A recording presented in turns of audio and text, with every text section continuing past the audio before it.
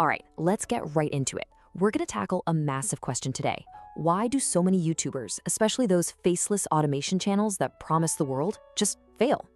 The dream of passive income is huge, but the reality, it can be pretty brutal. So let's break it all down. Okay, let's start with a number that should really make you pause. 99%. Now, you won't find this on an official YouTube spreadsheet, but if you talk to anyone who's been in the trenches of YouTube growth, they'll tell you, for new faceless channels, this is pretty much the failure rate.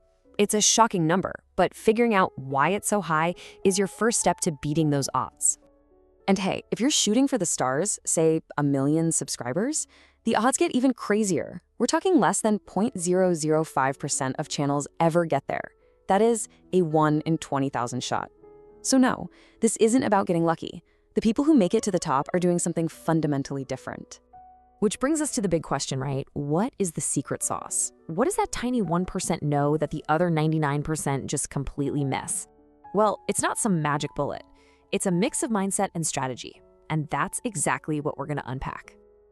First things first, we have to dismantle the biggest trap of them all, the myth that any of this is easy. The whole faceless automation pitch is often sold as this amazing shortcut to passive income. And honestly, that's where the failure begins for most people. You want to know the #1 killer of new YouTube channels? It's super simple. Unrealistic expectations. People are sold this set it and forget it fantasy. But the truth, real sustainable growth takes months, sometimes years, of testing, writing, analyzing your data, and adapting. Success on YouTube is anything but passive. And this quote just hits the nail on the head. People desperately chase that easy button. When they finally realize it doesn't exist, they get frustrated, they get discouraged, and they quit. It's a predictable pattern. Turns out, the first real skill you have to develop is just good old-fashioned patience. Okay, so we've established that the wrong mindset is a death sentence. But what about the actual on-the-ground mistakes? Let's get into these specific tactical errors that will sink your channel before it even has a chance to swim. These right here are the classic sins of a new channel. People seriously underestimate the level of quality you need to stand out today. They upload randomly, which tells the algorithm you're not serious. They chase viral trends without a real strategy. And maybe worst of all, they forget that even a faceless channel needs to feel human. Let's zoom in on a couple of the biggest ones.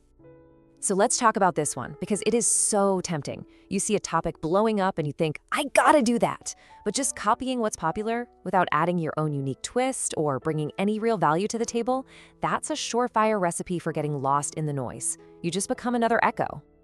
And this is the part you've really got to understand. The YouTube algorithm is smart. It's designed to find and push unique value, not just endless repetition. The successful channels, the 1%, they don't just copy, they adapt. They take a trending idea and they filter it through their own unique perspective, making it something new. Okay, this one is massive. So many new creators get totally obsessed with the automation stuff. Finding the perfect AI voice, outsourcing their scripts, getting the fanciest software. And they completely, totally ignore the only 2 things the YouTube algorithm actually cares about: getting people to click and keeping them watching. This brings us to the famous 80-20 rule. But for YouTube, it basically means that 80% of your success is going to come from just 20% of your work. And what's that 20%?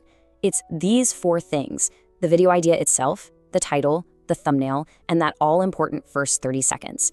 If you don't nail these, nothing else matters. So when you boil it all down, you're looking at 2 completely different mindsets, 2 different paths.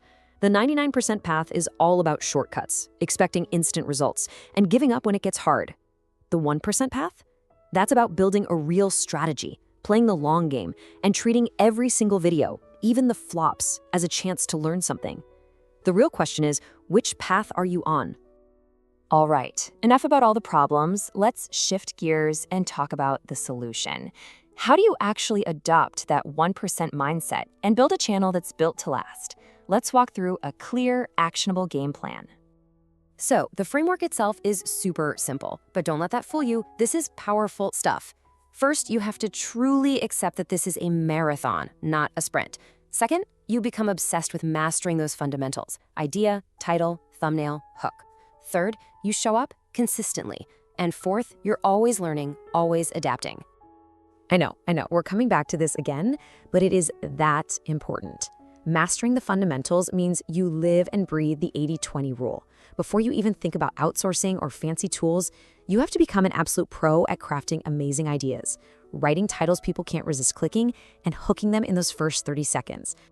So what does learn and adapt actually look like in the real world? It's simple.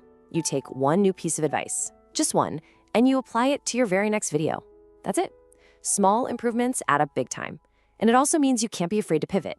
If a niche isn't working after you've given it a real, honest shot, changing direction is smart, not a failure. Okay, let's bring this all home. I want to leave you with the single most important idea to remember about this whole faceless YouTube world. It's a complete reframing of the entire concept. This is everything. Let this one sink in. Going faceless is not a shortcut.